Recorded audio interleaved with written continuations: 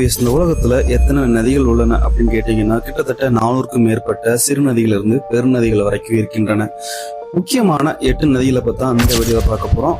நதிகளும் அதோட இருப்பிடங்களும் தான் பார்க்க போறோம். கங்கை நதி. இந்த கங்கை நதி உத்தரகாண்ட், உத்தரப்பிரதேசம், அதுக்கப்புறம் பீகார் மற்றும் மேற்கு வங்கம் வழியாக வங்காள விரிகுடா கடலை சென்றடைகின்றன.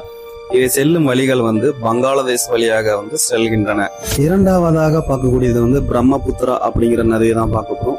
இந்த பிரம்மபுத்திரா நதி அருணாச்சல பிரதேஷ், அசாம் மாநிலங்கள் வழியாக வங்காள விரிகுடா கடலுக்கு தான் சென்றடைகின்றன. மூன்றாவதாக பார்க்கக்கூடிய நதி கோதாவரி நதி. இந்த கோதாவரி நதி ஆந்திரா, தெலுங்கானா, மகாராஷ்டிரா வழியாக வங்காள விரிகுடா கடலை தான் சென்றடைகின்றன.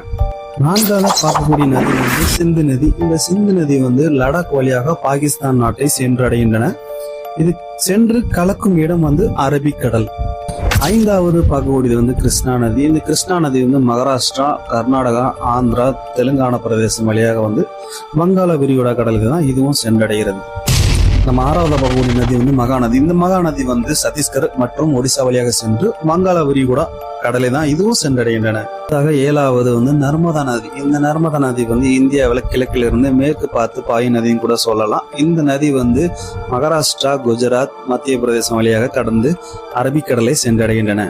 நம்ம எட்டாவது இடத்துல பார்க்கக்கூடியது தபதி நதி. இந்த தபதி நதி மகாராஷ்டிரா, மத்திய பிரதேஷ், குஜராத் வழியாக அரபிக்கடலை சென்றடைகின்றன.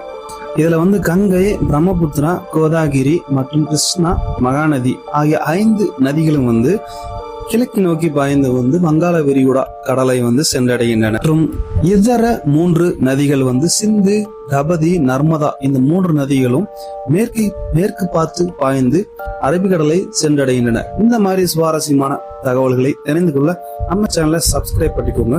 இந்த வீடியோ பிடிச்சிருந்தா லைக் பண்ணிட்டு உங்க ஃப்ரெண்ட்ஸ்க்கும் ஷேர் பண்ணி விடுங்க.